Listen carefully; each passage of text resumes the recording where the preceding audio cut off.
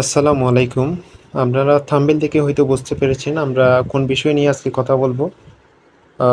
Introduction to contract law chapter 1 এর। তো আমরা শুরু করি। কন্ট্রাক্ট কি? কন্ট্রাক্ট চুক্তি বা সংজ্ঞা। কন্ট্রাক্ট কি? চুক্তি। এরপরে আইনগত দিকে কি বলে? কন্ট্রাক্ট হলো এমন একটি সমঝোতা বা এগ্রিমেন্ট যা আইন দ্বারা বলবৎযোগ্য, এনফোর্সেবল বাই ল। অর্থ কি? যা আইন দ্বারা বলবৎযোগ্য। তাহলে ইন্ডিয়া কন্ট্রাক্ট অ্যাক্ট 1872 অনুসারে কি বলেছেন? An agreement enforceable by law is a contract. অর্থাৎ সব এগ্রিমেন্ট কন্ট্রাক্ট নয়, শুধুমাত্র আইন দ্বারা কার্যকরযোগ্য এগ্রিমেন্টই কি কন্ট্রাক্ট।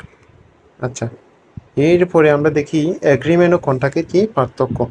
এগ্রিমেন্ট ও কন্ট্রাক্টের কি আছে পার্থক্য। তাহলে এগ্রিমেন্ট হতে হলে কি কি প্রয়োজন?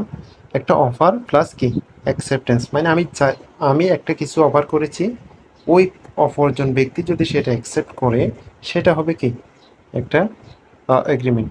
আচ্ছা, এরপর আছে কি কন্ট্রাক্ট। আচ্ছা, একটা কন্ট্রাক্ট হলে কি লাগবে? এগ্রিমেন্ট প্লাস লিগাল এনফোর্সিবিলিটি, অর্থাৎ আইন দ্বারা কি বলবৎযোগ্য, এটা কি হবে কন্ট্রাক্ট। আচ্ছা, এরপরে মনে করেন আমি কয়েকটা উদাহরণ দিই। বন্ধুর সাথে সিনেমা দেখতে যাওয়ার প্রতিশ্রুতি।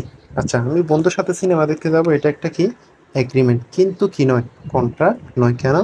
সেটা আমি কোনো প্রকার কি করি নাই, চুক্তি করি নাই, লিখিতভাবে দিই নাই।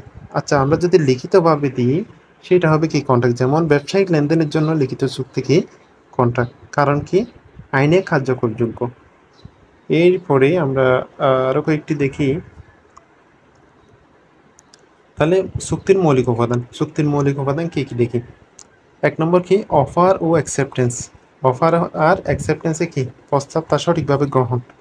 লফুল কনসিডারেশন প্রতিদান বা বিনিময়, টাকা পণ্য সেবা ইত্যাদি যে কোনো কিছু হতে পারে, এটাই কি লফুল কনসিডারেশন।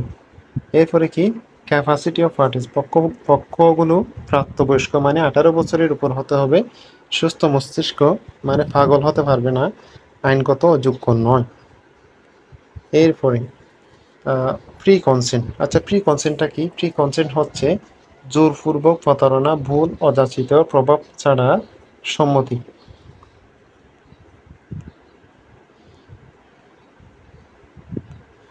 এরপরে লফুল কি কনসিডারেশন। লফুল অবজেক্ট, উদ্দেশ্য কি হতে হবে?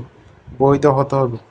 6 নম্বর হচ্ছে লিগাল রিলেশনশিপ তৈরি করা, সামাজিক প্রতিশ্রুতি নয়, আইনি সম্পর্ক তৈরি করতে হবে। সার্টেনিটি, সত্যাবলী স্পষ্ট হতে হবে। এরপরে